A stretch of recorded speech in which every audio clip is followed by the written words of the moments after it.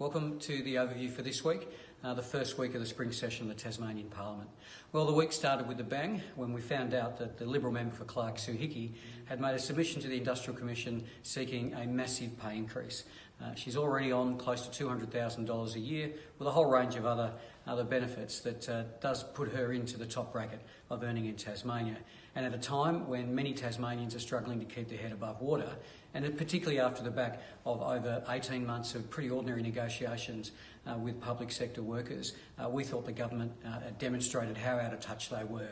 Remember, we asked the Premier to bring her into line and to ensure that that submission is dragged out of the Commission and back to where it belongs. He used a gag order in the Parliament and used their numbers to stifle debate. So it shows that this government, led by Will Hodgman, and his leadership is weak because he can't actually deal with a member of his own team.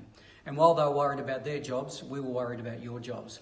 We asked questions around the challenge at Temco, the plant in the Tamar Valley, and we asked questions around hydrogen and the Burnie port, all around job creation for Tasmania. Hydrogen is a great example. This is a massive opportunity to create over 500 jobs in Tasmania, and most other mainland states have already got their strategies set and are working with the federal government and with Japan and South Korea on hydrogen opportunities. Our government have barely put together a one-pager. They really have dropped the ball on this, and this is another example of them not doing the hard work to create jobs in Tasmania. We also found out, and the Premier refused to rule out cuts to our ambulance services, 5.7 million.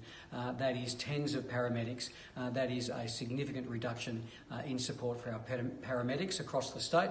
And what that means is that not only now, the situation is you can barely get an ambulance when you need it, this cut will guarantee that services will be diminished. And if you pick up the phone and you call, you cannot guarantee that you'll get an ambulance. That is not a service that's running well, and that's not a government with the right priorities. Big week in Parliament. We've got the weekend off, and we come back next week for the second week of the session. And again, Labor has fought hard on the key issues: jobs, the economy, and good public services.